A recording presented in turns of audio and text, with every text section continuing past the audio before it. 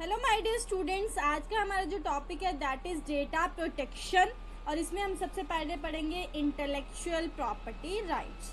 Rights वो rights जो reserve होते हैं आपकी परमिशन के बिना, आपके वर्क का, आपके पिक्चर का, आपकी लैंड का, किसी भी चीज़ का कोई और अगर यूज़ करता है तो वो साइबर क्राइम में आता है। तो this is called IPR, intellectual property rights. ठीक है, तो IPR बहुत इंपॉर्टेंट है। तो इसकी डेफिनेशन दो टाइप से लिखी है मैंने। Intellectual property rights are the legal rights given to people for their creation of the mind. ठीक है, पहला तरीका ये है, if you create something original, अगर आप अपना बनाते हो कुछ तो लॉ मिलता है आपको जो प्रोटेक्ट करता है, कोई भी उसको विदाउट योर परमिशन यूज़ नहीं कर सकता। अब IPN में आता क्या क्या है, सबसे पहले आती है आपकी बनाई हुई इन्वेंशन। ठीक है, आप कोई इन्वेंशन बनाते हो वो आती है। लिटरेरी या आर्टिस्टिक वर्क मैंने बताया ना, पिक्चर्स वगैरह वो आती है। आपके डिज़ाइंस आते हैं, सिंबल्स आते हैं, नेम्स आते हैं, इमेजेस आती हैं। ठीक है, बहुत सारी चीज़ें हमारी IPR के अंदर आती हैं। तो ये क्या रहते हैं, ये रिजर्व रहते हैं और बाय लॉ हमें हेल्प करता है कि हम इसको रिजर्व रख सकें, अपने नाम के अकॉर्डिंग रख सकें।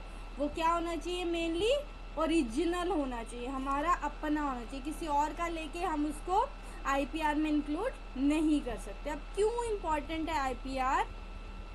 बिकॉज अगर आपकी चीज़ें कोई चुरा के बार बार यूज़ करता रहेगा तो आपका बनाने का दिल नहीं करेगा। आपने बोला कोई और ही तो ले लेता, मैं क्यों बनाऊँ, है ना। तो अगर IPR करवाओगे तो आपकी इनोवेशन जो है निकल के आएगी, क्रिएटिविटी निकल के आएगी। ठीक है, रिकग्नाइजेशन मिलेगी आपको, देन आप फाइनेंशियल बेनिफिट मिलेंगे। ठीक है, और इससे अनऑथराइज्ड कॉपिंग जो है उसको भी रोका जाएगा। तो IPR एक बहुत इंपॉर्टेंट चीज़ है जो सब आजकल क्रिएटर्स यूज़ करते हैं। ठीक है, कोई भी चीज़ को क्रिएट करना ज़रूरी नहीं यूट्यूब वीडियोज़ ही बनानी है, कुछ राइटिंग पर्पस हो सकता है, कुछ डिज़ाइन वर्क हो सकता है, कुछ लोगो वर्क हो सकता है। ठीक है, ये सारी चीज़ें हमारी IPR में आती हैं।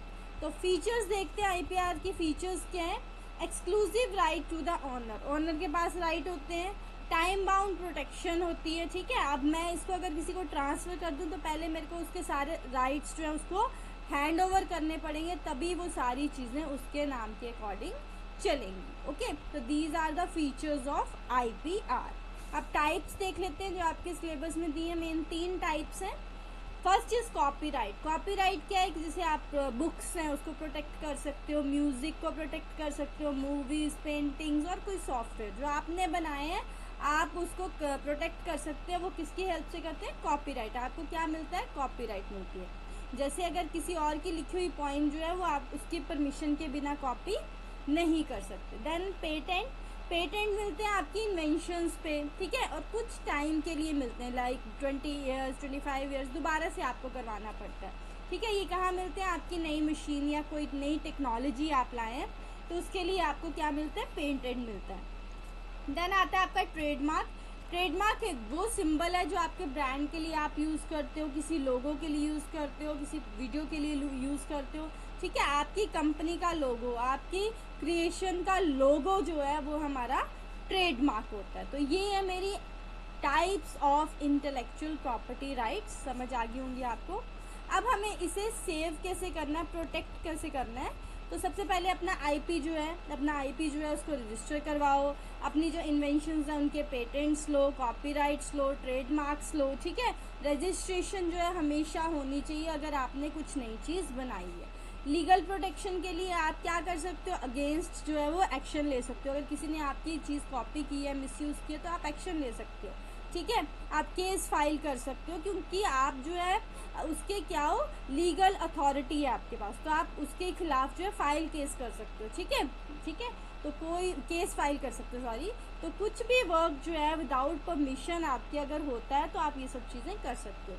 प्रॉपर रिकॉर्ड्स रखने हैं आपने। ठीक है, किसी भी चीज़ को अगर आपने बनाया है तो आपके पास प्रूफ होना चाहिए, कैसे आप किसी को बता सको कि ये मेरी चीज़ है। ठीक है, कोई भी आजकल डुप्लीकेट प्रूफ बना लेता है तो वो जो है वैलिड नहीं होते। जब उनकी प्रॉपर चेकिंग होती है तो प्रॉपर आपके पास प्रूफ होने चाहिए, ड्राफ्ट्स होने चाहिए, डॉक्यूमेंट्स होने चाहिए, ताकि लगे ये आपका आपका अपना वर्क है, ठीक है।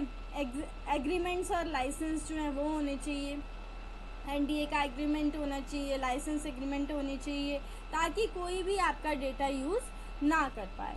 देन बी केयरफुल ऑनलाइन जब भी आप पब्लिकली कुछ शेयर करते हो तो आपने ध्यान रखना है वाटर मार्क्स का यूज़ करना है, ताकि कोई उस वाटर मार्क को चुरा ना सके। कॉपीराइट और लिमिटेड एसेस देनी है कि उतनी एसेस दो कि कोई अगर यूज़ करे तो आपके जो इन्वेंशन है उस पर फ़र्क ना पड़े। अपने काम को देखते रहना कि कोई उसका मिसयूज़ तो नहीं कर रहा है, क्योंकि अगर कोई आपके काम का मिसयूज़ कर लेता है, वो आपके नाम पे है, तो लॉ एंड ऑर्डर्स के हिसाब से आप फंसोगे। तो आपको इन चीज़ों का ध्यान रखना है। तो ये 3-4 पॉइंट्स हैं जो मैंने ये 6 पॉइंट्स आपको बताए हैं। Monitor your work, be careful online, use agreement and license, keep proper record, use legal protection, register your IP. तो ये सब चीज़ें आपने ध्यान में रखनी। अगर इन लॉ एंड ऑर्डर के अकॉर्डिंग आप चलोगे तो आपकी कॉपीराइट यानी कि आपके जो आईपीआर है वो प्रोटेक्ट रहेगा, वो रिजर्व रहेगा अकॉर्डिंग टू लॉ, ठीक है। तो यहाँ से आपका जो वर्क है उसकी इन्वेंशन का सारा क्रेडिट आपको ही जाएगा, ओके। तो इन चीज़ों का ध्यान रखना है। तो ये छोटी सी डेफिनेशन है जिसमें मैंने बहुत सारी चीज़ें कवर की हैं। डेटा प्रोटेक्शन का फर्स्ट टॉपिक है। अभी इससे आगे और भी है कि वायलेशन ऑफ आईपीआर। तो ये सब चीज़ें हम पढ़ेंगे नेक्स्ट टॉपिक में। पर आपने इस सारे टॉपिक को ध्यान से पढ़ना है। इससे रिलेटेड कोई भी क्वेश्चन बन के आपको आ सकता है, आपने उसको ध्यान से कवर करना है कि किस टाइप का क्वेश्चन पूछा गया। कोई भी फिर भी अगर आपको लगता है कि मुझे डाउट है, देन आप कमेंट करके पूछ सकते हैं। Thank you.